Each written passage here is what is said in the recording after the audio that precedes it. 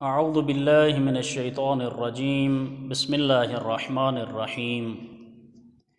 ناظرین کرام، تجوید کے حوالے سے آج کے درس میں ہم بتائیں گے کلمہ طیبہ، اس کو صحیح تجوید اور قرات کے ساتھ کیسے پڑھنا ہے، اور بہت سارے لوگ جب اس کو پڑھتے ہیں تو اس میں کیا غلطیاں سرزد ہوتی ہیں، تو ان سے کیسے بچنا ہے۔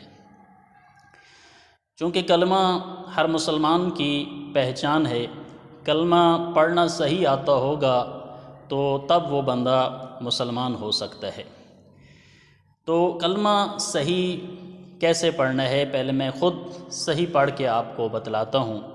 بسم اللہ الرحمن الرحیم۔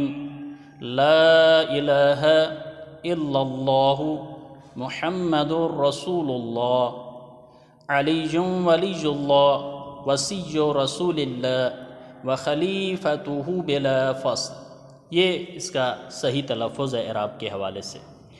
اب اس کو ذہن نشین کر لیں کہ بہت سارے لوگ غلط پڑھتے ہیں، اور مجھے افسوس کے ساتھ یہ بھی بتلانا پڑ گیا کہ ہمارے اس منبر سے بھی جہاں مجالس ہوتی ہیں، بہت سارے ایسے لوگوں کو جب کلمہ سکھاتے ہیں خود ان کو نہیں آتا، اور وہ خود بھی اس کا تلفظ یا اس میں بہت ساری غلطیاں کرتے ہیں۔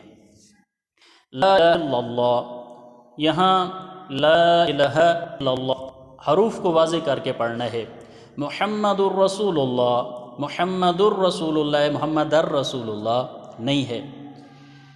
اسی طرح آگے علی ولی اللہ، علی ولی اللہ نہیں ہے، علی ولی اللہ نہیں ہے، علی واو آگے ہے اور یا کے اوپر دو پیش کی تنوین ہے۔ علی ولی اللہ وصی رسول اللہ۔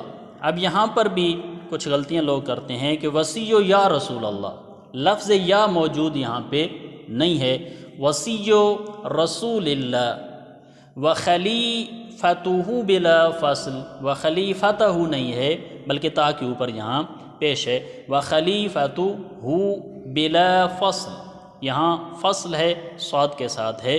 تو یہ صحیح طریقہ ہے کلمہ طیبہ کو پڑھنے کا۔ تو یہ چیز ذہن نشین کر لیں کہ جب ہم نے کلمہ پڑھنا ہے یا کسی کو پڑھانا ہے، کسی کو سنانا ہے، تو کم از کم ہمیں خود کلمہ صحیح آتا ہو، جو فقہ آل محمد نے ہمیں بتایا ہے اور جو تعلیمات آل محمد نے ہمیں سکھلایا ہے کہ کلمہ کس طریقے سے صحیح تلفظ کے ساتھ پڑھنا ہے۔ والسلام علیکم ورحمۃ اللہ وبرکاتہ۔